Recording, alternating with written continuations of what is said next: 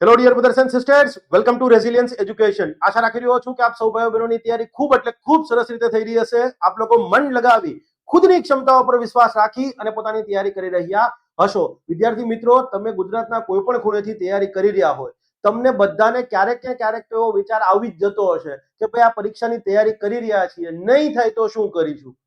કોઈને દિવસમાં એકવાર, કોઈને દિવસમાં બે વાર, કોઈને 2 દિવસે એકવાર, કોઈને અઠવાડિયે એકવાર, કોઈને 15 દાડે એકવાર આવો વિચાર આવે એ બહુ સાહજિક બાબત છે. તમારે એનાથી ડરવાનું નથી. આવો વિચાર આવે ને ત્યારે એની સાથે બીજા પણ 2-3 વિચાર નેગેટિવ આવી જાય કે યાર સાલો પેલો ભાઈબંધ જે છે એ તો કોર્પોરેટમાં લાગી ગયો, અત્યારે મહિને 70-80 હજાર કમાય છે, લગન બગન થઈ ગયા છે અને ફેમિલી સાથે મસ્ત લાઈફ જીવી રહ્યો છે. એક વસ્તુ યાદ રાખવાની, આ આપણા સંઘર્ષના દિવસો છે અને અહીંયા એક જ શબ્દ યાદ રાખીશું, જ્યારે બી નેગેટિવ વસ્તુ આવે ને ત્યારે તમે તમારા ભૂતકાળમાં જાઓ, તમારા પોતાના વ્યક્તિગત ભૂતકાળમાં એવા ઘણા બધા પડકારજનક પરિસ્થિતિ હશે કે જેમાં એમ જ લાગતું હશે કે ભાઈ નહીં થાય, છતાંય એ પરિસ્થિતિ ઉપર તમે જીત મેળવી અને બહાર આવ્યા હશો. સિમ્પલ, એક કોલેજમાં ગયા, 12મા સુધી ગુજરાતી મીડિયમમાં હશો, કોલેજમાં ગયા સીધું ઇંગ્લિશ મીડિયમમાં એક્ઝામ લખવાની થઈ, કોલેજ પૂરી કરીને સારા ગ્રેડ સાથે પૂરી કરીને, અને ઇવન મેં તો ઓબ્ઝર્વ કર્યું છે પર્સનલી કે જેટલા બી ગુજરાતી મીડિયમ વાળા છોકરા હતા ને એને પહેલા બીજા સેમેસ્ટરમાં તકલીફ પડી, પણ જ્યારે એ લોકો 8મા સેમેસ્ટરમાં આવ્યા ને ત્યારે ટોપ 5 ની અંદર ગુજરાતી મીડિયમ વાળા છોકરા જ હતા. અંગ્રેજી મીડિયમ વાળા કોલેજમાં હશે એ બધા ટોપ 10 માં બહુ ઓછા હતા. તો ભાષાનું બેરિયર હતું, છતાંય તમે બહાર નીકળ્યા ને, બસ તો કુદરતે તમને આ ક્ષમતા દીધી છે, એની પર વિશ્વાસ રાખો. કોકનું જોઈ અને તમે પેલું થઈ જાય, અરે યાર એ તો આટલું બધું છે, મારી પર કાંઈ નથી. કુદરતે ભાઈ તમને ઘણું દીધું છે, બસ તમારા સમયની વાત છે. જ્યાં સુધી સમય ના આવે ત્યાં સુધી મહેનત કરો. દુનિયા આખી જ્યારે આપણા પરાજયની વાટ જોતી હોય અને આપણે જીતીને આવીએ ને, એ જીતની જે મજા છે ને એના જેવી એક પણ મજા નથી. ઓકે, ટાઇટલ અને થંબનેલ જોઈ તમને ખ્યાલ આવી જ ગયો હશે કે આપણે ફાઇનાન્સ કમિશન જે છે એને લઈ અને આપણું ડિસ્કશન કરવા જઈ રહ્યા છીએ. ફાઇનાન્સ કમિશનના લેક્ચર્સ જે છે એ લેવાનું મેં આપણી ટેલિગ્રામ ચેનલમાં કીધું હતું. ત્યારે તમારામાંથી એક છોકરો છે રાજેશભાઈ ચૌધરી, બનાસકાંઠામાંથી બિલોંગ કરે છે, સરહદની આસપાસ એમનું ગામ છે, મને ગામનું નામ બી કીધું પણ ભૂલાઈ ગયું. એમને એવું કીધું કે સર ફાઇનાન્સ કમિશનના લેક્ચરમાં તમે શું ભણાવવાના, એટલે મેં કીધું ભાઈ 16મા નાણાં પંચની જે ભલામણો છે એ ભણાવીશું, 2-3 લેક્ચર થશે. એટલે એમને મને એક વસ્તુ કીધી કે સર ફાઇનાન્સ કમિશન શું છે એ તો બેઝિક બાબતો અમે જાણીએ છીએ, પણ ફાઇનાન્સ કમિશનનું ગઠન કેમ કરવામાં આવે છે એને એકદમ સરળ અને પ્રેક્ટિકલ એક્ઝામ્પલથી જો તમે સમજાવો તો એ વસ્તુ નથી ખ્યાલ આવતી. એટલે મેં કીધું ભાઈ તમારે કેમ સમજવું છે, કે સાહેબ મારે વસ્તુ એ સમજવી છે કે જ્યારે જ્યારે ફાઇનાન્સ કમિશનની વાત આવે ત્યારે ઓબ્ઝર્વ કર્યું છે કે સાઉથના રાજ્યો છે, ખાસ કરીને તમિલનાડુ, કેરળ, કર્ણાટક, તેલંગાણા, આ રાજ્યો they are not happy with the finance commissions recommendation. કોઈ બી નાણાં પંચની ભલામણોથી આ રાજ્યો કેમ કે થોડા ખુશ નથી હોતા. મારે બસ એ જાણવું છે.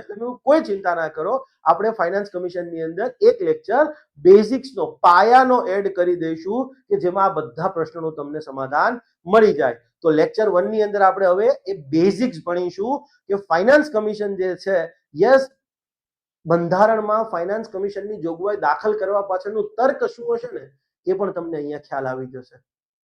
બહુ એટલે બહુ ઈઝી થવાનું છે ને બહુ સિમ્પલ લેક્ચર થવાનો છે, કાંઈ રોકેટ સાયન્સ નથી.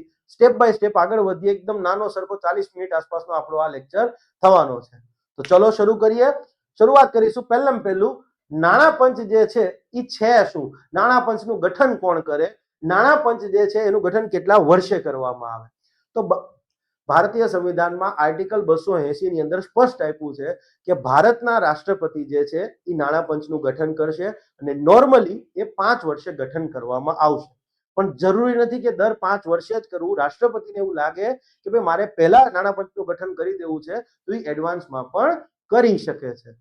તો ભારતના રાષ્ટ્રપતિ દ્વારા નાણાં પંચનું ગઠન થાય છે અને સામાન્યતઃ દર 5 વર્ષે, પણ રાષ્ટ્રપતિ ઈચ્છે તો એ 5 વર્ષ પૂરા થાય એ પહેલા પણ ગઠન કરી શકે છે. માનો કે આપણે 15મા નાણાં પંચનો પીરિયડ કહીએ તો આ તો હજી 31 માર્ચ 2026 ના રોજ પૂરો થાય છે. યસ, હજી આવી નથી, પણ તમે જુઓ 2023 ની અંદર જ 16મું નાણાં પંચનું ગઠન થઈ ગયું હતું અને આ 16મા નાણાં પંચનો સમયગાળો છે 31 માર્ચ 2031 ના રોજ પૂરો થાય છે. 31 માર્ચ 2031. યસ, પણ તમે જોઈ લેશો વર્ષ 2028 હશે ને, 27ના એન્ડમાં તો વર્ષ 2028માં 17મા નાણાં પંચનું ગઠન થઈ જ જશે. માટે રાષ્ટ્રપતિનો પ્રોરોગેટિવ છે કે ભાઈ જનરલી એ વહેલા જ કરી દે કે જેથી ફાઇનાન્સ કમિશનને ડિસ્કશનનો ને બધો ટાઈમ રહે અને એમને જે મહત્વપૂર્ણ કામ કરવાનું છે એ વધુ સારી રીતે થઈ શકે. ઓકે, ફાઇનાન્સ કમિશન છે કેવા પ્રકારની સંસ્થા ગણી શકાય? તો ફાઇનાન્સ કમિશનને 4 પ્રકારની સંસ્થા ગણી શકાય છે. ઓકે, પહેલું તો તમને ખ્યાલ આવી જ ગયો હશે કે આર્ટિકલ 280 અંતર્ગત વાત કરી છે, બંધારણ હેઠળની જોગવાઈ છે માટે એને બંધારણીય સંસ્થા કહી શકાય. યસ, સાચું. તમને એમ કે ફાઇનાન્સ કમિશન સંઘીય સંસ્થા છે, ફેડરલ બોડી છે, તો એ પણ સ્ટેટમેન્ટ સાચું છે. હવે સંઘીય સંસ્થા એટલે શું? તો નોટ રિલેટેડ ટુ આરએસએસ. સંઘ અહીંયા વાત કરે છે ફેડરલની, ફેડરલ પાર્ટની વાત કરે છે, પોલિટીની વાત કરે છે. દુનિયામાં કોઈ પણ જગ્યાએ તમે જાઓ, પોલિટિકલ સાયન્સમાં ફેડરલ શબ્દ આવે ને, સંઘીય માળખું, એનો એક જ મિનિંગ નીકળે કે એ દેશની જે પોલિટિકલ સિસ્ટમ છે, રાજ્ય વ્યવસ્થા છે, એની અંદર એકથી વધુ સ્તરે સરકારોનું સંવિધાનિક અસ્તિત્વ છે. ભારત સંઘીય માળખું છે તો ભારતમાં એકથી વધુ સ્તરે સરકાર છે. હા, કેન્દ્રમાં સંઘ સરકાર, રાજ્ય કક્ષાએ રાજ્ય સરકારો, એનાથી નીચેના લેવલ ઉપર શહેરમાં અને ગ્રામીણ વિસ્તારોમાં યસ મ્યુનિસિપાલિટીઝ, કોર્પોરેશન, નગરપાલિકા અને ગ્રામીણ વિસ્તારોમાં કીધું એમ પંચાયતો છે. અને આ બધાનું સંવિધાનિક અસ્તિત્વ છે. પંચાયતો એની સત્તા રાજ્ય સરકાર અથવા કેન્દ્ર સરકારમાંથી મેળવે છે? ના, પંચાયતો એની સત્તા સીધી સંવિધાનમાંથી. રાજ્ય એની સત્તા સંઘ સરકારમાંથી મેળવે છે? ના, તો પછી એકાત્મક થઈ જાય ને. યસ, રાજ્યો એની સત્તા સીધું સંવિધાનમાંથી મેળવે છે. કાયદો અને વ્યવસ્થા, લો એન્ડ ઓર્ડર રાજ્ય યાદીનો વિષય છે માટે પોલીસ રાજ્ય હેઠળ છે. તો એ બંધારણમાં કીધું છે, કેન્દ્ર સરકારે કોઈ આદેશ બહાર પાડીને નથી કીધું. તો સંઘીય માળખું મતલબ એકથી વધુ સ્તરે સરકારોનું અસ્તિત્વ હોય અને આ સંવિધાનિક અસ્તિત્વ હોય. તો અહીંયા આપણે કીધું સંઘીય સંસ્થા એટલે શું? તો સિમ્પલી ફાઇનાન્સ કમિશન જે કામ કરતું હશે એ કામગીરીમાં કેન્દ્ર સરકાર, રાજ્ય સરકાર અને સ્થાનિક સત્તા મંડળો, આ ત્રણનો સમાવેશ થતો હશે માટે એને આપણે ફેડરલ બોડી કહીએ છીએ. બીજું સ્ટેટમેન્ટ, નાણાં પંચ સંઘીય સંસ્થા છે, વિધાન સાચું છે. એવું કે નાણાં પંચ, ફાઇનાન્સ કમિશન જે છે એ ફિસ્કલ બોડી છે, રાજકોષીય સંસ્થા છે, તો પણ સાચું. હવે રાજકોષીય સંસ્થા એટલે રાજકોષીય શબ્દ પકડો, એનો મિનિંગ શું થાય? રાજકોષીય શબ્દ આવે એટલે 3 જ વસ્તુ આવે: સરકારની આવક, સરકારનો ખર્ચ અને સરકારનું દેવું. તો ફાઇનાન્સ કમિશન જે કોઈ પણ કામગીરી કરશે, આપણે જોઈશું એમાં 3 જ વસ્તુ આવતી હશે: સરકારની આવક, સરકારનો ખર્ચ અને સરકારના ઋણ. આ 3 સિવાય ક્યાંય નહીં હોય. નાણાં પંચ, 16મા નાણાં પંચનો તમે અહેવાલ જોઈ લેજો, 350 પેજનો અહેવાલ છે. જે દિવસે બજેટ આવ્યું ને એ જ દિવસે આ અહેવાલ જે છે એ સંસદમાં આવી ગયો છે. અને તમે ઓબ્ઝર્વ કર્યું હશે કે જેવું નવા નાણાં પંચનો અહેવાલ આવે ક્લિયર છે, એટલે એના 1 વર્ષ પછીની જે પરીક્ષાઓ છે ને એની અંદર ચાહે યુપીએસસી ની વાત કરો કે ક્લાસ 3 લેવલ પર વાત કરો, સવાલ આવે છે જ છે. અને માટે નાણાં પંચ આપણે ઇમ્પોર્ટન્ટ છે, ભણાવીએ છીએ. Okay, come to the main point કે આપણે જે નાણાં પંચની વાત કરી કે કેવી સંસ્થા છે? રાજકોષીય સંસ્થા છે.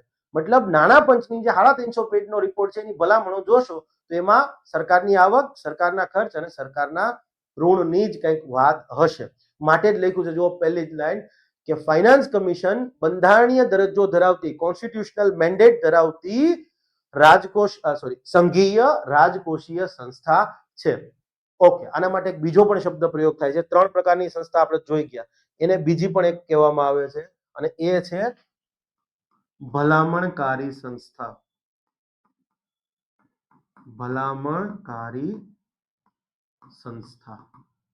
મારી ગુજરાતીની જોડણી તમારે જોવી નહીં, બરાબર? આ બધું છે એ વોઇસ ટાઈપ થયેલું છે. Okay, recommendatory body.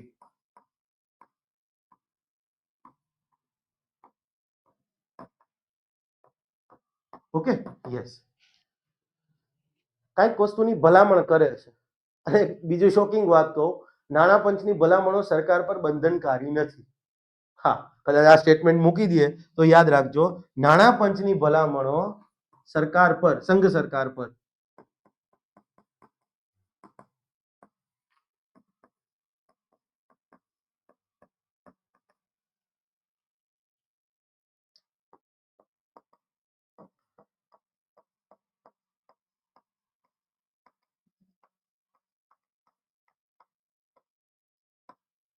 Clear? Yes. હા, તો તમને એમ થાય કે સાહેબ આવડું દર 5 વર્ષે આ આટલો મોટી વસ્તુ છે ને એનો કામ જોતા જ તમને એમ થશે કે સાહેબ આટલું બધું કામ કરશે, આપણા જો ખ્યાલ આવી જશે તમને શું કામ કરે છે, પણ એ બધું કામ કર્યા પછી સરકાર એમ કે તમારી ભલામણો અમને સ્વીકાર્ય નથી કહી શકે, પણ કહેશે નહીં, કારણ કે સરકારે પોતે જ પોતાની રીતે એક્સપર્ટ્સ એમાં અપોઇન્ટ કર્યા હોય સરકારને, પછી રાષ્ટ્રપતિના નામથી જ પ્રદેશ થાય આદેશ, તો આપણને ખબર છે. તો જનરલી સરકાર નાણાં પંચની ભલામણો સ્વીકારી જ લે, કારણ કે એમાં જે બેઠા હોય ને, બરાબર, એની કેપેસિટી ઉપર ક્યારે શંકા ન કરી શકાય એ લેવલના લોકો હોય છે, માટે સ્વીકારી જ લે સરકાર, સામાન્યતઃ સ્વીકારી જ લે. એકાદી બે કદાચ આમથી આમ કરે, પણ જનરલી કોઈ સરકાર એવું કરતી નથી. ઘણા બધા એમ કહેતા હશે કે સાહેબ નાણાં પંચ, તમે એમ કહો છો કે સંઘીય માળખું, તો ઘણી બધી બુકોમાં તેવું લખ્યું છે, ક્લિયર છે કે સાહેબ એ એકાત્મક લાક્ષણિકતા છે. એકાત્મક લાક્ષણિકતા એને એ નજરથી જોવામાં આવે છે કે ભાઈ રાષ્ટ્રપતિ દ્વારા અપોઇન્ટ કરવામાં આવ્યો, ક્લિયર, માટે એને એકાત્મક ગણવામાં આવે છે. પણ યાદ રાખો, ઘણી બધી એક્ઝામોમાં એને ફિસ્કલ ફેડરલિઝમનું બેલેન્સિંગ વ્હીલ તરીકે પણ કીધું છે, અને મેં કીધું એમ કે સંઘીય સંસ્થા જ છે, ક્લિયર. રાષ્ટ્રપતિના નામથી થાય છે, પણ રાષ્ટ્રપતિ ખાલી કેન્દ્ર સરકારના નથી, એ આખા દેશના છે, ક્લિયર છે. હા, એટલે માટે અહીંયા કોઈ ક્વેશ્ચન ન કરતા મને, મેં પહેલા જ કહી દીધું તમારો ક્વેશ્ચન થાય તો ઓકે થયો હોય તો તમને બહુ સારી વસ્તુ છે. ઓકે, નાણાં પંચનું ગઠન કેમ કરવામાં આવે છે, આ સૌથી કી પોઈન્ટ છે. ગોખી જાવ તો વસ્તુ અલગ છે, પણ સમજૂતી મેળવી, અને આ સમજૂતી તમને હમણાં ખ્યાલ આવશે સાહેબ આટલું ઈઝી હતું. હા, મને ખબર નહીં સાહેબો કેમ નથી કરતા. ઓકે, નાણાં પંચનું ગઠન કેમ કરવામાં આવે છે એ સમજતા પહેલા આપણે બીજા કેટલાક મુદ્દા છે એ જોવા પડશે, 3-4 મુદ્દા, અને બધા તમને ખબર છે એવા જ મુદ્દા છે. ઓકે, આપણને ખબર છે કેન્દ્ર સરકાર અલગ અલગ ટેક્સ લે છે, રાજ્ય સરકારે અલગ અલગ ટેક્સ લે છે. માનો કે કેન્દ્ર સરકારની વાત કરીએ તો વ્યક્તિઓ જે આવક લે છે એમની ઉપર પર્સનલ ઇન્કમ ટેક્સ, વ્યક્તિગત આવક વેરો, કંપનીઓના જે પ્રોફિટ છે એમની ઉપર કોર્પોરેટ ટેક્સ લે છે. પછી દેશમાંથી કોઈ વસ્તુ દેશમાં કોઈ વસ્તુ આયાત કરવામાં આવે, કોઈ નિકાસ થાય તો એની ઉપર આયાત વેરો અને નિકાસ વેરો નથી લેતા, કસ્ટમ ડ્યુટી જે કહીએ છીએ, જનરલી નિકાસ ઉપર નથી લેતા, લઈ શકે છે. ઓકે, જીએસટી ની વાત કરીએ તો આજે જીએસટી લાગે છે, તો જીએસટી માં આપણને ખબર છે એક હિસ્સો કેન્દ્ર સરકારનો સીજીએસટી, તો બીજો હિસ્સો રાજ્ય સરકાર, યસ, એસજીએસટી છે, તો રાજ્યનો ટેક્સ તો થયો ને, યસ. ઓકે, જીએસટી નહોતું એ પહેલા કોઈ પણ ચીજ વસ્તુનું ઉત્પાદન થાય તો એની ઉપર કેન્દ્ર સરકારનો ઉત્પાદન વેરો, કેન્દ્રીય ઉત્પાદન શુલ્ક, સેન્ટ્રલ એક્સાઇઝ ડ્યુટી લાગતો હતો, યસ લાગતો હતો. તો એ જ ચીજ વસ્તુ જ્યારે રાજ્યમાં વેચાણ કરવા જાય તો એની ઉપર રાજ્ય સરકારનો વેચાણ વેરો, સ્ટેટ સેલ્સ ટેક્સ લાગતો હતો, યસ લાગતો હતો. જીએસટી નહોતું એ પહેલા આપણને ખબર છે કે સર્વિસો ઉપર, જે સેવાઓ છે એની ઉપર સર્વિસ ટેક્સ કેન્દ્ર સરકાર લેતી હતી, યસ. તો આપણને એ તો ખબર છે કે કેન્દ્ર સરકાર અને રાજ્ય સરકારો ઘણા બધા ટેક્સ લેતી હોય છે. ઓકે, પણ બંધારણમાં કેન્દ્ર સરકાર માટે એક જોગવાઈ છે કે ભાઈ કેન્દ્ર સરકાર જે કોઈ પણ ટેક્સ લે છે અને એમાંથી કેટલાક ટેક્સમાંથી એને જે આવક થાય છે એ આવક એને બધી પોતાની પાસે ન રાખી શકાય, અમુક હિસ્સો એને રાજ્યો સાથે વહેંચવો પડે છે. ધ્યાનથી સમજજો, કેન્દ્ર સરકાર જે કોઈ પણ ટેક્સ લે છે એમાંથી અમુક ટેક્સીસમાંથી એને જે ચોખ્ખી આવક થાય છે, કેટલાક ટેક્સીસમાંથી એને જે ચોખ્ખી આવક થાય છે, તો એ ચોખ્ખી આવક સંપૂર્ણપણે કેન્દ્ર સરકારની નહીં, એમને રાજ્યો સાથે વહેંચવી પડે છે. તો હવે પ્રશ્ન એ થાય કે સાહેબ પહેલા તો તમે ઈ કહો કે તમામ ટેક્સ નહીં, તમામ ટેક્સમાંથી તમે કીધું કેટલાક ટેક્સીસ, તો આ એક્ઝેક્ટલી કયા? તો okay, personal income tax, corporate tax, basic custom duty, મતલબ આયાત અને નિકાસ ઉપરનો ટેક્સ જે છે એ, એક્સાઇઝ ડ્યુટી, આજે જે સીજીએસટી છે કેન્દ્ર સરકારનો જે હિસ્સો છે જીએસટી માંથી એ, અને આઈજીએસટી માંથી કેન્દ્ર સરકારને જે હિસ્સો મળે છે, આ 6 ટેક્સ છે, મેં લિસ્ટ આપી દીધું છે. આ 6 ટેક્સ છે એમાંથી કેન્દ્ર સરકારને જે ચોખ્ખી આવક થાય છે એ એને તમામ રાજ્યો સાથે વહેંચણી કરવી પડે છે. એક તરફ કેન્દ્ર સરકાર અને બીજી તરફ બધા રાજ્યોનો એક સંયુક્ત હિસ્સો, કલેક્ટિવ શેર. હવે પ્રશ્ન એ થાય કે સાહેબ ચોખ્ખી આવક એટલે શું? તો સિમ્પલ વસ્તુ વિચાર કરો, આજે ઇન્કમ ટેક્સ સરકાર આપણી પાસેથી ઉઘરાવે છે, તો સરકારને એમાં ખર્ચો નથી થતો, ઇન્કમ ટેક્સના અધિકારીઓ નથી રાખ્યા, ઇન્કમ ટેક્સની ઓફિસો નહીં હોય, એમાં લાઇટ બિલ, સ્ટેશનરીઝ ને બધાનો ઉપયોગ નહીં થાય, યસ. તો ખર્ચો તો થતો હશે ને, ઇન્કમ ટેક્સના અધિકારીઓને ગાડીઓ આપી છે, ઇન્કમ ટેક્સનું આખું પોર્ટલ, કાલ સવારની સાયબર, તમે રિટર્ન ભરો છો તો વેબસાઇટ મારફત જ ભરો છો ને, તો એને મેન્ટેન કરવાનો ખર્ચ નહીં થતો હોય, આખો બધો કોસ્ટ તો આવે ને. તો તમે સમજો ટેક્સમાંથી, ટેક્સની ઉઘરાણીમાંથી જે આવક થાય છે એ ચોખ્ખી આવક ન કહી શકાય. સામે એ ટેક્સ ઉઘરાવવામાં કઈ ખર્ચોય થયો હશે. માનો કે ટેક્સ કોકને ખબર પડી ઇન્કમ ટેક્સ ને ભાઈ આ ભાઈને તો આ વર્ષે 1000 કરોડ ટેક્સ ભરવાનો હતો, 800 કરોડ જ ભર્યા છે, તો રેડ પડવા ગયા તો ન્યાય ખર્ચો નહીં આવે. તો ઉઘરાણીમાંથી જે આવક થાય છે એ બધી આવક ચોખ્ખી ન કહેવાય. એમાંથી ઉઘરાણીમાં જે ખર્ચો થયો એ બાદે કરવો પડે તો એને કહેવાય ચોખ્ખી આવક. તો ચોખ્ખી આવકનો કોન્સેપ્ટ શું છે? કરવેરાની કુલ આવકમાંથી કરની ઉઘરાણીમાં થયેલ ખર્ચ બાદ કર્યા પછી રહેતી રકમ, total collection minus cost of collection. એટલે જે આવક મળે એ તમને ચોખ્ખી આવક. અને આ કોણ નક્કી કરે? કેન્દ્ર સરકારે એની રીતે નક્કી ન કર્યો કે ભાઈ આ વર્ષે ઇન્કમ ટેક્સ માંથી 12 લાખ કરોડની આવક થઈ હતી, એમાંથી લાખ કરોડ રૂપિયા એ ઉઘરાણીમાં ખર્ચ થઈ ગયા, માટે 11 લાખ કરોડ રૂપિયા હવે અમે રાજ્યો સાથે વહેંચીશું. એવું ન હાલે. અને પ્રમાણિત કેગ દ્વારા કરવામાં આવે, CAG દ્વારા પ્રમાણિત. ઓકે. તો મેઇન પોઈન્ટ શું હતો? કેન્દ્ર સરકાર જે કંઈ પણ કરવેરા ઉઘરાવે છે એ કરવેરાઓમાંથી અમુક કરવેરાઓમાંથી, કેન્દ્ર સરકાર જે કરવેરાઓ ઉઘરાવે છે એ પૈકીના અમુક કરવેરાઓમાંથી જે એમને ચોખ્ખી આવક થાય છે એ એમને તમામ રાજ્યો સાથે સંયુક્તપણે વહેંચવી પડે છે, વિનિયોગ કરવી પડે છે. Point is clear? અમુક કરવેરા એટલે એક્ઝેક્ટલી ક્યાં ક્યાં? 6 કરવેરા મેં તમને કીધા: personal income tax, corporate tax, basic custom duty, central excise duty, basic excise duty, બે જે શબ્દ કે CGST અને IGST માં કેન્દ્ર સરકારનો હિસ્સો. IGST ને બધું શું છે તમે જાણતા જ હશો, હું માનું છું તમારા સાહેબોએ તમને સમજાવ્યું હશે. ઓકે, ચાલો. તો આ વસ્તુ ઓકે. આ સૌથી કી પોઈન્ટ છે લેક્ચરનો. Key point of lecture.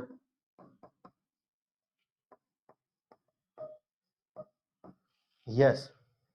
તો પ્રશ્ન એ થાય સાહેબ પણ આ વહેંચવી કરવી પડે છે, બરાબર, તેમાં ફાઇનાન્સ કમિશનનું શું કામ?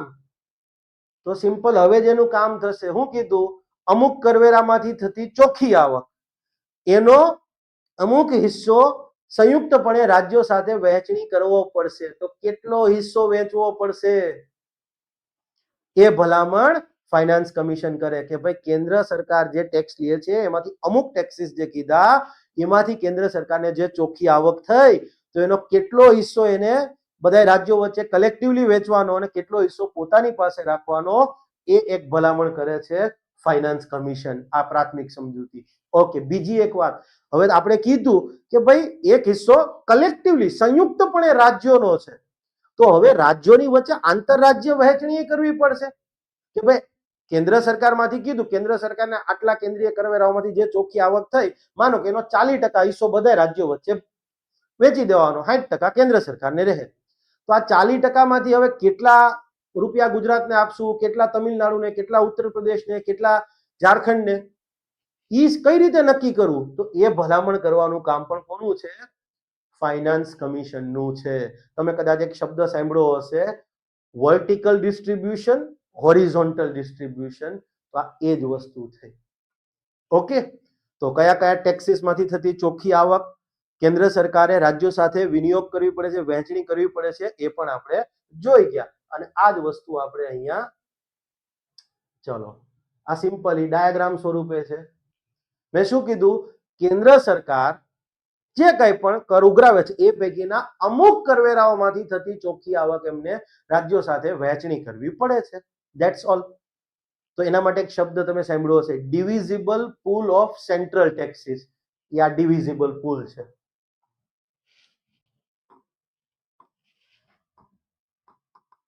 ડિવિઝિબલ પૂલ.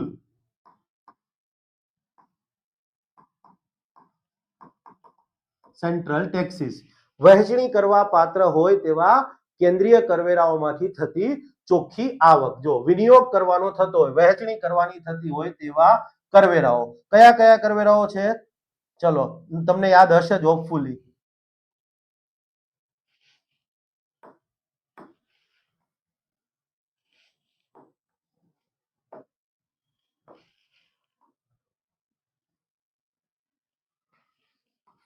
પર્સનલ ઇન્કમ ટેક્સ શોર્ટમાં લખું છું, yes, corporate tax, basic custom duty, central excise duty અથવા બેઝિક એક્સાઇઝ ડ્યુટી જે બોલે, યસ, સીજીએસટી અને આઈજીએસટી માં સેન્ટ્રલ ગવર્મેન્ટનો જે હિસ્સો છે એ, આમાંથી કેન્દ્ર સરકારને જે ચોખ્ખી આવક થાય એમને રાજ્યો સાથે કલેક્ટિવલી સંયુક્તપણે વહેંચણી કરવી પડે છે. ઓકે, તો યસ, માનો કે ફાઇનાન્સ કમિશન ભલામણ કરશે કે ભાઈ આ ફાઇનાન્સ કમિશનની ભલામણ 5 વર્ષ માટે લાગુ રહે અને એવું કહે કે ભાઈ ચલો કેન્દ્ર સરકારને આ જે કરવેરાઓ છે એમાંથી ચોખ્ખી આવક થાય એનો X% હિસ્સો તમામ રાજ્યોનો કલેક્ટિવલી સંયુક્તપણે કહેવાશે તો 100 - X છે કેન્દ્ર સરકાર પાસે રહેશે. ક્લિયર છે? આ જ છે તમારું વર્ટિકલ ડિસ્ટ્રીબ્યુશન.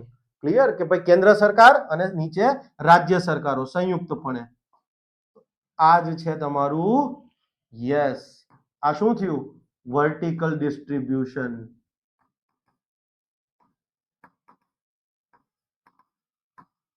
શબ્દ તમે સાંભળતા હશો. અને હવે તો કે ભાઈ માનો કે 16મા નાણાં પંચે એવું કીધું છે કે આ હિસ્સો X જે છે ને 41% ભલામણ કરી છે. 15મા નાણાં પંચે પણ એ જ ભલામણ કરી હતી.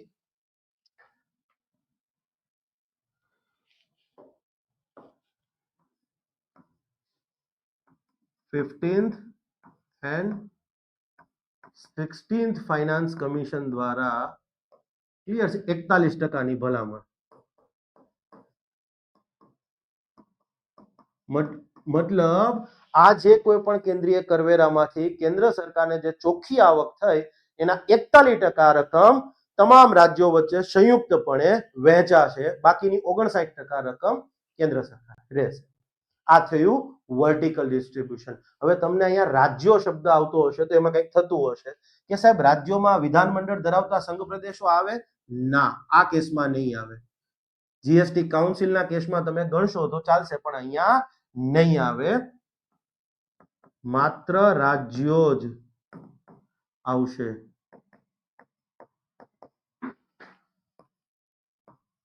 વિધાનમંડળ સ્ટેટ લેજિસ્લેચર ધરાવતા યુટીઝ નો સમાવેશ થતો નથી. તો ચલો આપણે કહી દીધું એમ કે ભાઈ 16મા નાણાં પંચે 41% હિસ્સો રાજ્યોને આપ્યો છે, 59% ક્લિયર છે કેન્દ્રનો રહેશે. તો હવે એમ થાય કે રાજ્યો વચ્ચે વહેંચણી શેના આધાર પર કરવી? આ રાજ્યો વચ્ચે વહેંચણી કરવી ઇનફેક્ટ એને જ કહેવામાં આવે છે હોરિઝોન્ટલ ડિસ્ટ્રીબ્યુશન. 41% રૂપિયા આવી ગયા કરવેરાના, પણ હવે રાજ્યો વચ્ચે વહેંચણી કરવાની થાય છે હોરિઝોન્ટલ ડિસ્ટ્રીબ્યુશન. પણ એ સૌથી માથાનું દુખાવાનું કામ છે ફાઇનાન્સ કમિશન માટે. યસ, ફાઇનાન્સ કમિશનને આ ડિસાઈડ કરવું અઘરું નથી, પણ હવે જે રાજ્યો વચ્ચે વહેંચણી કરવાની છે ને એ જ સૌથી અઘરું કામ છે, હોરિઝોન્ટલ ડિસ્ટ્રીબ્યુશન.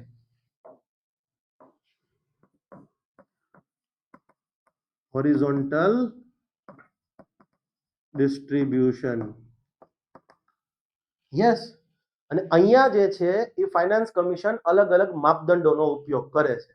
એરિયા છે, એ રાજ્યનો એરિયા કેટલો છે, એમાં ફોરેસ્ટ કેટલું છે, જંગલો કેટલા છે, એમાં વસ્તી કેટલી છે, એનું ઇકોનોમિક પરફોર્મન્સ કેવું છે.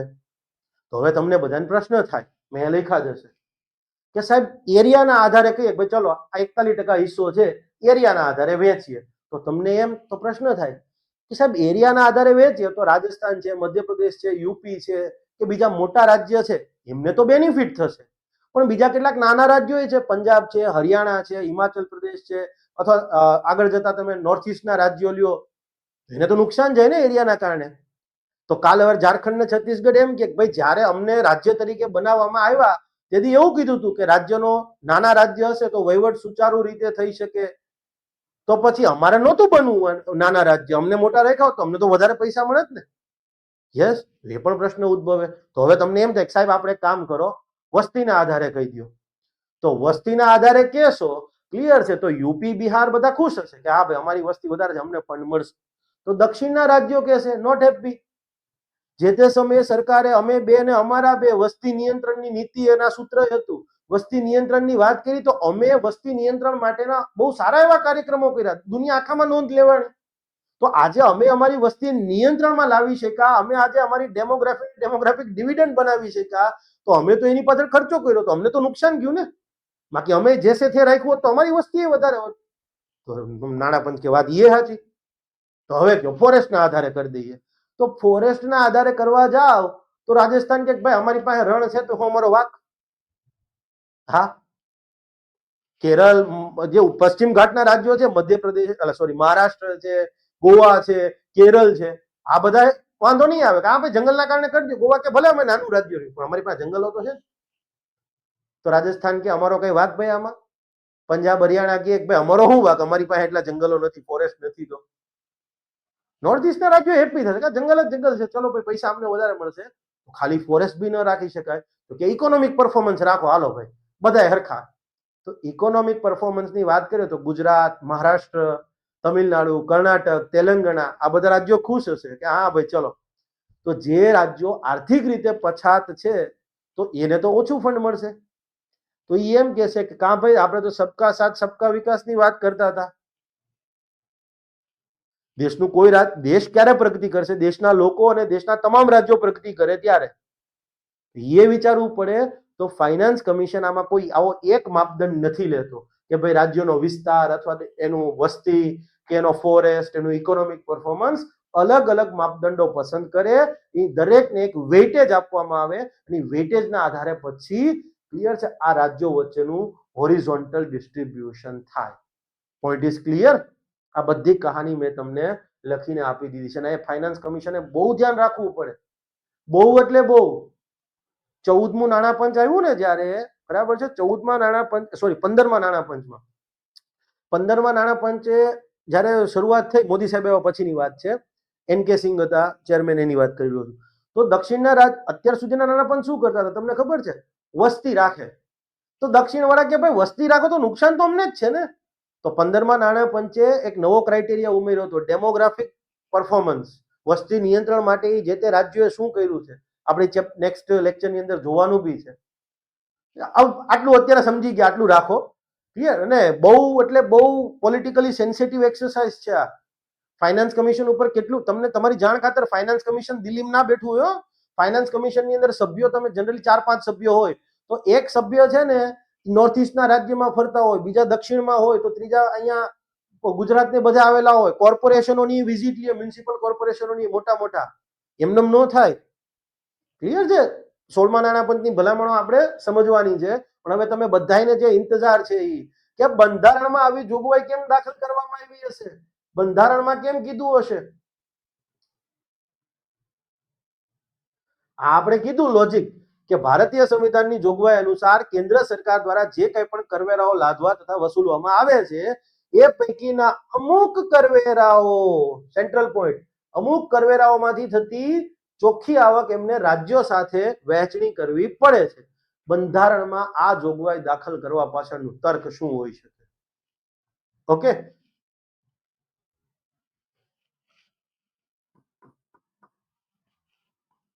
સંઘ સરકારને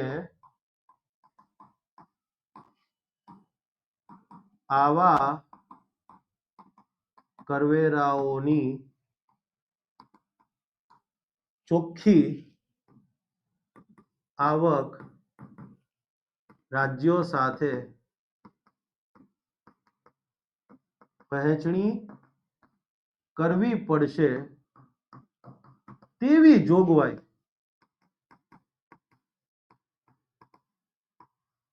સંવિધાનમાં કેમ દાખલ કરવામાં આવી હશે? સૌથી મોટો પ્રશ્ન આ થાય. કેમ? બંધારણના ઘડવૈયાઓ કઈ એમનેમ તો કઈ આપણી જેવા તો હતા નહીં કે એકાદો આટો ઓછો હોય. હોશિયાર હતા બધા. કેમ આવું કર્યું હશે? આની પાછળનું તર્ક શું હશે? રેશનલ બિહાઇન્ડ ઇન્કોર્પોરેટિંગ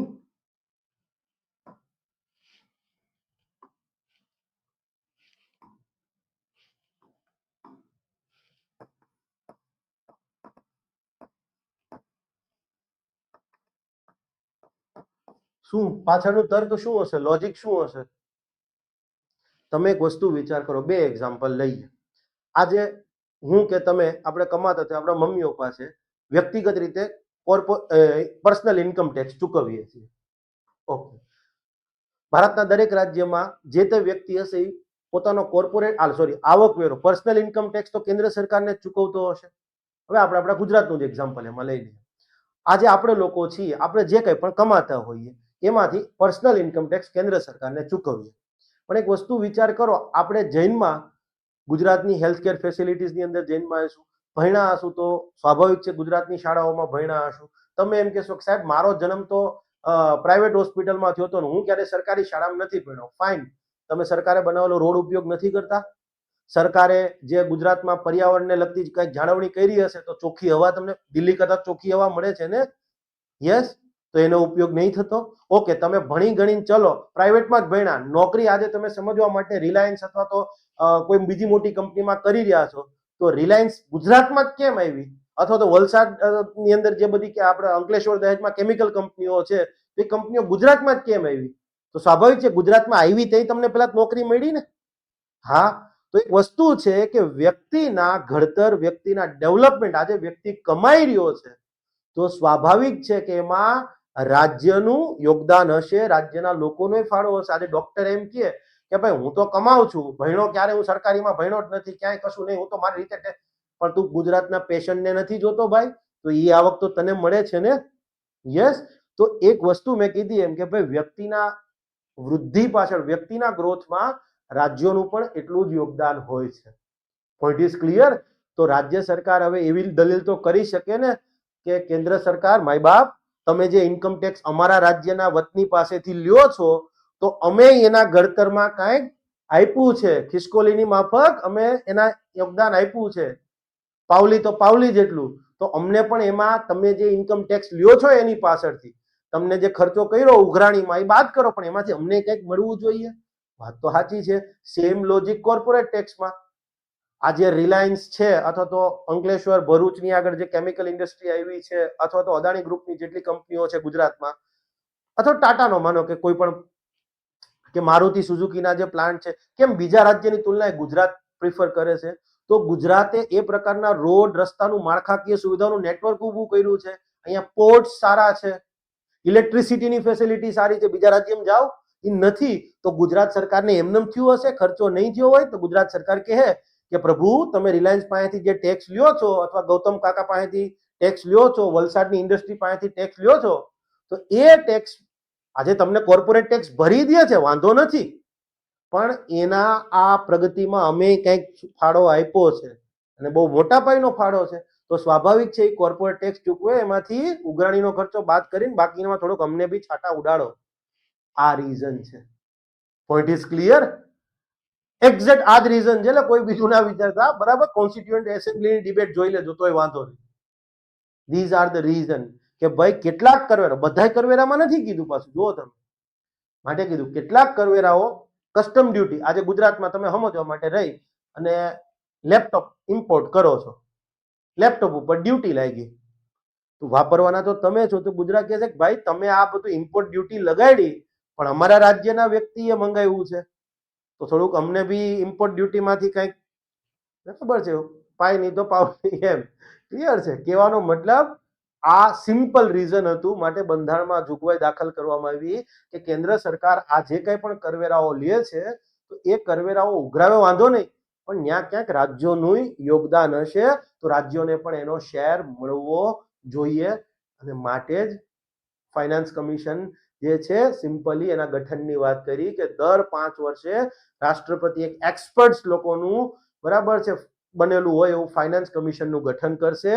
અને એનું કામ શું કે આ કેટલાક કેન્દ્રીય કરવેરાઓમાંથી કેન્દ્ર સરકારને જે આવક થઈ એની ચોખ્ખી આવક જે છે એમાંથી તો એ કેટલા ટકા હિસ્સો એને કલેક્ટિવલી, સંયુક્તપણે રાજ્યોને આપવો પડશે. યસ, કેટલા ટકા સંયુક્તપણે રાજ્યોને અને કેટલો કેન્દ્ર સરકાર રાખશે એની ભલામણ કરવા, અને આ રાજ્યો વચ્ચે જે વહેંચણી કરવાની છે, હોરિઝોન્ટલ ડિસ્ટ્રીબ્યુશન. યસ, તો એ કયા માપદંડોને આધારે કયા રાજ્યને કેટલા મળશે, પછી હવે આને 100% ગણી દેવાના. 41% બરાબર જે રકમ આવતી હોય ક્લિયર છે, એને 100% ગણીને પછી રાજ્યો વચ્ચે વહેંચણી થાય, અમુક રૂપિયા આમને અમુક રૂપિયા આ રાજ્ય. Point is clear? યસ. ચલો હવે કઈ આમાં આ બધું આ તમારી સમજૂતી માટે તમને લખીને દીધું છે. અને હવે તમે સમજતા હશો કે why southern states are not happy with this. તમે એક વસ્તુ વિચાર કરો, દક્ષિણના લોકોની આવક વધારે છે, દક્ષિણમાં મોટી મોટી કંપનીઓ વધારે ગઈ છે, તો દર વર્ષે દક્ષિણના રાજ્યોમાંથી જે પર્સનલ ઇન્કમ ટેક્સ, જે કોર્પોરેટ ટેક્સ આવે છે, ઉપર જતા બંદરો બધા ત્યાં જ છે, મોટા મોટા કસ્ટમ ડ્યુટી એ ત્યાંથી સૌથી વધારે જાય છે. તો એ રાજ્ય એવું કહે છે કે ભાઈ અમે અમારે ત્યાં જ કેમ ગૂગલ ને માઇક્રોસોફ્ટ ને ફેસબુક ને બધા આવ્યા, કેમ યુપી બિહારમાં ન ગયા? અમે એ સુવિધા ઊભી કરી છે, તો એની પાછળ અમારો ખર્ચ થયો છે, તો અમને વધુ મળવા જોઈએ. ફાઇનાન્સ કમિશનના કેસમાં એ નુકસાન જાય છે એ લોકોને. ક્લિયર? નેક્સ્ટ લેક્ચરમાં તમને વધારે ખ્યાલ આવશે એ વસ્તુનો. ક્લિયર છે? આવશે ત્યારે જોઈશું. તો આ એક સિમ્પલ વસ્તુ છે. સ્વાભાવિક છે, તમે વિચારો દક્ષિણના લોકોની આવક, દક્ષિણમાં કંપનીઓ, તો સ્વાભાવિક છે ટેક્સ ત્યાંથી જ વધારે આવે છે. ક્લિયર છે? યસ. માનો કે આ 5-6 રાજ્યો આપણા ભેગા થઈ જાય, બહુ એટલે બહુ હેવી વસ્તુ છે. ક્લિયર છે? હા, આઈ એમ નોટ સેશનિસ્ટ. હું કોઈ દેશને પેલું કરવાની વાત ના, વળી કાલ ના કીધે અર્પણ પટેલે સેઇંગ ટુકડે ટુકડે, ના ભાઈ, બરાબર છે. ઇનફેક્ટ હું તો ગુજરાતમાં એક હવા ઉડી હતી હમણાં કે અલગ સૌરાષ્ટ્ર રાજ્યની માંગણી કરવાની. એક બે પત્રકારો બહુ બધી ચર્ચા કરી હતી. બધું આ મૂર્ખામી બંધ કરો ભાઈ, બરાબર. એક તો પરિચયમાં છે માટે મેં કીધું શું વિચારો છો, મેં કીધું કેટલાય લોકોની બલિદાની પછી આપણે આપણું એક ગરવી ગુજરાત રાજ્ય મળ્યું છે, અને તમે હવે એને એમ કહો છો કે ચલો સૌરાષ્ટ્ર અલગ રાજ્ય. It's not possible. ઓકે, હવે તમને બીજાને એક સવાલ થતો હશે કે સોરી, હા, આ સવાલ સાહેબ, ઇન્કમ ટેક્સ અને કોર્પોરેટ ટેક્સ લે છે સરકાર, પણ એની ઉપર કંઈક સેસ અને સરચાર્જ લે છે. હેલ્થ એન્ડ એજ્યુકેશનલ સેસ ઉપર જાય તો સરચાર્જ બી કેન્દ્ર સરકાર વસૂલ કરે છે. તો અલગ અલગ કોઈ પણ બીજા ટેક્સ ઉપર જે કંઈ પણ આ સેસ અને સરચાર્જના માધ્યમથી કેન્દ્ર સરકારને આવક થાય, ઈ આવક એને નાણાં પંચની ભલામણ મુજબ વહેંચણી કરવી પડે રાજ્યો સાથે? ના.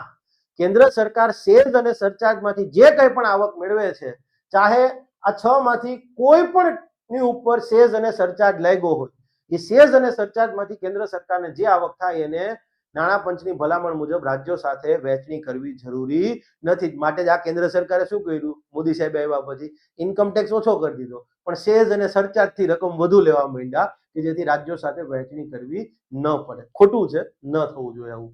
ઓકે, ચાલો, આ વાત થઈ ગઈ.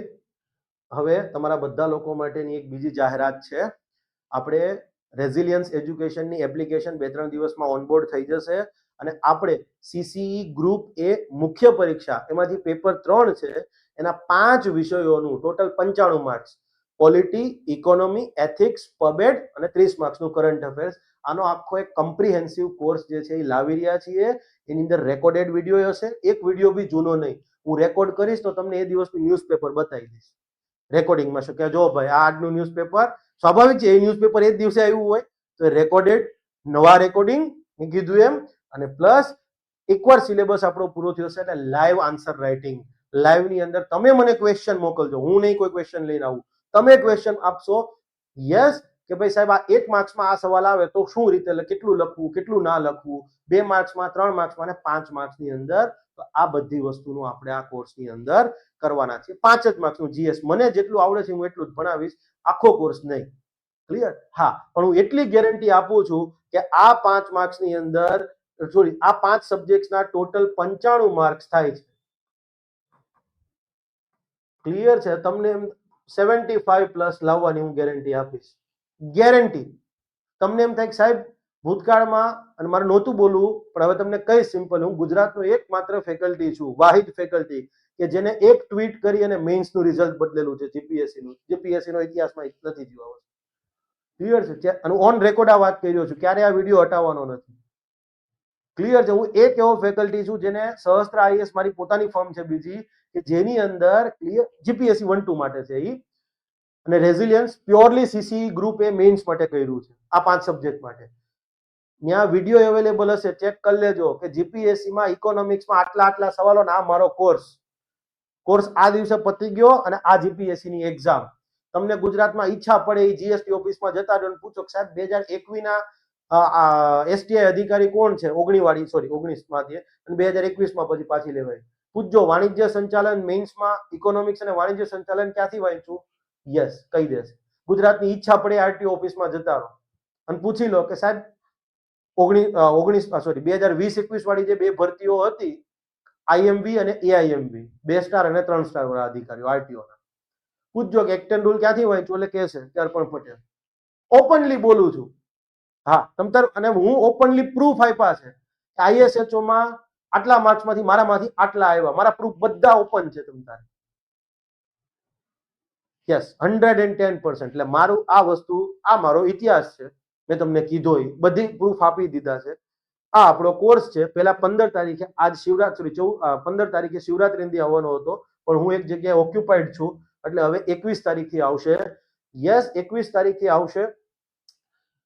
કોર્સની ફી 28 ફેબ્રુઆરી સુધી 6000 ને બદલે 3000 રહેશે. 1 માર્ચ થી 6000 થઈ જશે. સાહેબ 5 સબ્જેક્ટની ફી 6000, શરૂઆતમાં 3 જ રાખી છે ને. ઓકે, તમને એમ થશે કે સાહેબ આટલી બધી ફી, તો હું ભાઈ એ રૂપિયાના 500 રૂપિયામાં કોર્સ વેચું એવી મફતની રેવડીઓમાં મને નથી. કારણ કે 500 રૂપિયા લઈને પછી ડાયરા જ કરવા, ભણાવવું ના હોય, છોકરાના કેરિયરનો ડાયરો કરવો હોય, તો મને કોઈ એમાં રસ નથી. ક્લિયર? બિલકુલ નહીં. હું તમને એક બીજી ગેરંટી આપું છું કે જોઈ લ્યો, મારા કોર્સની અંદર મેં કોઈ બી હું જ્યાં જ્યાં ભણાવું છું ત્યાં બધી જગ્યાએ કહું છું કે મારો કોર્સ પરચેસ કર્યા પછી ટાઈમ લિમિટ આપી છે. આમાં 7 દિવસની છે. 7 દિવસની અંદર તમને કોર્સ પસંદ નથી પડતો, હું ભણાવું છું નથી ફાવતું, તમને ફૂલ્લી રિફંડ. કોઈ સવાલ નહીં પૂછવામાં આવે ભાઈ કેમ ભણાવતો નથી, કેમ તને નથી સમજાતું, આમ છે તેમ છે, હજી થોડાક દી જોઈ લો પછી. કોઈ વાત જ નહીં. એક જ સવાલ, કયા ખાતામાં રિફંડ કરવાનું? ભાઈ કોર્સનું એક્સેસ હટાવી લેવાનું, કોર્સ એના માટે હટી જશે, પૈસા રિફંડ, બીજી કોઈ જ વાત જ નહીં. એનો આટલે કરી શકીએ છીએ. ઓકે, તમે 21 તારીખે જ્યારે કોર્સ પરચેસ કરશો આપણી એપ્લિકેશનમાં, પબ્લિક એડમિનિસ્ટ્રેશનના વિડીયો આવી ગયા હશે બધા, આખા સિલેબસમાં છે બધું. 1 માર્ચે એથિક્સના વિડીયો આવી જશે બધા, 1 માર્ચ સુધીમાં. એટલે તમે કોર્સ, તમે જુઓ, અમે સૌથી અઘરા વિષય સૌથી પહેલા લીધા છે. એથિક્સ અને પબેટ તમને જે સૌથી બોરિંગ લાગે છે, ઘણી બધી જગ્યાએ શું આવે, પોલિટી, ઇકોનોમી, કરંટ, આ બધું ભણાઈ જાય, છેલ્લે એથિક્સ અને પબેટમાં વેઠ વાળી દે. ના, બિલકુલ નહીં. હું પબેટ અને એથિક્સના જે પોર્શન છે સૌથી પહેલા ભણાવીશ. જો તમને એમ લાગે કે આ માણસની વસ્તુ મને મજા આવી, તો જ આપણે તમ તાર આગળ વધવું છે. એટલે ચાર્જ રહેશે, પણ સામે હું કન્ટેન્ટની ગેરંટી આપું છું 110%. ક્લિયર છે? તો આ વસ્તુ જે છે એ તમારે આપણે 21 તારીખથી આપણી એપ્લિકેશન જે છે એ લાઈવ થઈ, એ પહેલા જ આવી જશે. 21 તારીખે તમારો કોર્સ આવી જવાનો છે. બિનદાસ તમ તારે પરચેસ કરી. હા, હું ચોખ્ખું કહું છું કે હું 500 ને 1000 માં વેચવા વાળો ફેકલ્ટી નથી, એટલે નથી. મારે એ કરવું, શિક્ષણનું સૌથી અધોગતિ કરી હોય તો આવા લોકોએ કરી છે, સૌથી અધોગતિ. એનું રીઝન એવું છે, તમે એક વસ્તુ વિચાર કરો, 500 રૂપિયાની અંદર એમને 5000 એડમિશન કર્યા અને પછી 5 લોકો પાસ થયા. એ 5 લોકો એમના કારણે નથી, એમના વિડીયો આપી દેશે જો અમારામાંથી આ છોકરાઓ પાસ થયા, સાફલ્ય ગાથા, આ તેન પોડકાસ્ટ ને. પણ તમે સામે 4995 ફેલ થયા છે, એનું રીઝન શું? હવે તમને એમ થાય કે સાહેબ તમારો સક્સેસ રેટ મેં કીધું ને, તમે ચેક કરી લો. હું જ્યાં ભણાવું છું ત્યાં જે વિષયમાં મેં ભણાવ્યું ત્યાં મારો સક્સેસ રેટ જોઈ લો, એટલે ખ્યાલ આવી જશે. અને હમણાં આરટીઓ નું રિઝલ્ટ ભગવાન કરે જલ્દી આવે એટલે તમને વધારે ખ્યાલ આવશે, વધારે સ્પેસિફાઈ કરીશ. કારણ કે હું એમાં ઇંગ્લિશ મીડિયમ છે માટે ત્યાં મને વધારે ભણાવવાની મજા આવે છે, કોમ્પિટિશન જ પૂરી થઈ જાય છે. ગુજરાતમાં જેમ જેમ ઇંગ્લિશ મીડિયમનો પોર્શન વધતો જાય ને સબ્જેક્ટ, મજા આવી જાય, કોમ્પિટિશન જ પૂરી. આ 500 ને 1000 વાળા તો પૂરા જ, જે ડાયરો કરવા વાળા છે. અને માટે તમે જુઓ, સીસીઈ નો સિલેબસ આખો મેં ડીકોડ કરીને આપ્યો. સિલેબસમાં ભૂલો છે એ કીધી, બે વિડીયો તમને લિંક મૂકી દઈશ ડિસ્ક્રિપ્શનમાં, જોઈ લેજો. હજી કોઈની હિંમત નથી કે ઇંગ્લિશમાં હતો. એવું નથી કે નથી, ફેકલ્ટીઓ સારા ગણાય છે એમ, કોઈ આ અતિશયોક્તિ અથવા અહંકારની વાત નથી. પણ કેટલાક આવા જે મોટા ભાગના જે 500 ને 1000 માં જે ચાલુ કર્યું છે ને, એ ખરે એક વસ્તુ યાદ રાખજો, when something is free you are the product. આ બહુ માર્કેટિંગનું બહુ ઇમ્પોર્ટન્ટ સ્ટેટમેન્ટ છે. કોઈ પણ વસ્તુ મફતમાં હોય ને ત્યારે યાદ રાખજો તમે પોતે પ્રોડક્ટ છો. તમારો ટાઈમ બાઈમ ને બધું આ કરી. ક્લિયર? બાકી કહી દો, હું તો કહું જ છું બધા ક્લાસીસ વાળાને કે 7 ડે ચેલેન્જ આપો, પછી ખબર પડે કે તમારું છોકરાઓને કેટલું ફાવે છે. અને મેં તો કીધું કે 21 તારીખે કોર્સ આવશે, પબેડના વિડીયો, 1 તારીખ સુધીમાં એથિક્સના વિડીયો. સૌથી પહેલા અઘરા વિષય છોકરો ભણી લે, છોકરાને ફાવે. જો મને પબેડ એથિક્સ ફાવી ગયું તો આ બે તો મારા પોતાના વિષય રહ્યા, ત્રણે તો ભણાવું જ છું, અને આ ભણાવું છું 2021 નું. ક્લિયર છે? યસ. ઘણા બધા ફેકલ્ટીઓ મને કીધું કે સાહેબ અમે તમારી સાથે કામ કરવા માંગે છીએ, આમ આખું પેપર 3 કરી નાખો. મેં આ શરત કરી, બસ વાત થઈ ગઈ પૂરી. એટલે કે ના સાહેબ એવું નહીં. એ કે સાહેબ એમાં હવે વિશ્વાસ જ હોય. વિશ્વાસ હોય તો આપી દો ને, તમને તો છૂટ છે. ક્લિયર છે? ચાલો, હોપફુલી આટલી ખ્યાલ આવી ગયો હશે. 16 ફાઇનાન્સ કમિશનના મેમ્બરની જોઈ લેજો. ક્લિયર છે? અધ્યક્ષ છે અરવિંદ પાનાગરિયા છે. ક્લિયર છે? અને આમાં સભ્યો હતા કાયમી સભ્યો અને હંગામી ધોરણે સભ્યો. તો 3 સભ્યો કાયમી હતા, એક વ્યક્તિ જે છે એ હંગામી સભ્ય હતા. યસ, આમાં કઈ મારે કહેવાની જરૂર નથી. અધ્યક્ષ,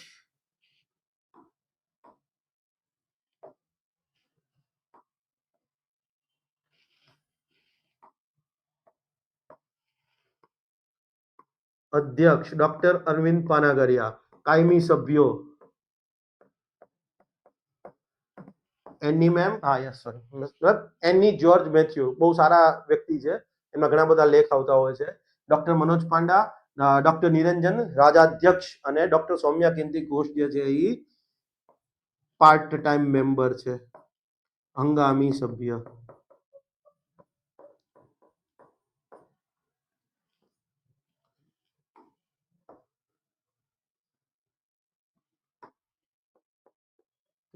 અહીંયા તમારો આ બેઝિક્સનો પોર્શન પૂરો થઈ જાય છે. નેક્સ્ટ લેક્ચરની અંદર આપણે વર્ટિકલ ડિસ્ટ્રીબ્યુશન, હોરિઝોન્ટલ ડિસ્ટ્રીબ્યુશન એને એડ્રેસ કરીશું, અને એના પછીમાં ગ્રાન્ટ, ડિઝાસ્ટર મેનેજમેન્ટની અને એ બધી વાત કરીશું. આ બધું વર્ક જે છે એ તમને આપણી ટેલિગ્રામ ચેનલમાં અવેલેબલ છે, ત્યાંથી આપ એક્સેસ કરી શકશો. લિંક ડિસ્ક્રિપ્શન બોક્સમાં મળી જશે. Thank you. જય હિન્દ, જય જય ગરવી ગુજરાત. મારો દેશ, મારી પહેચાન, મારું રાજ્ય, મારું સ્વાભિમાન.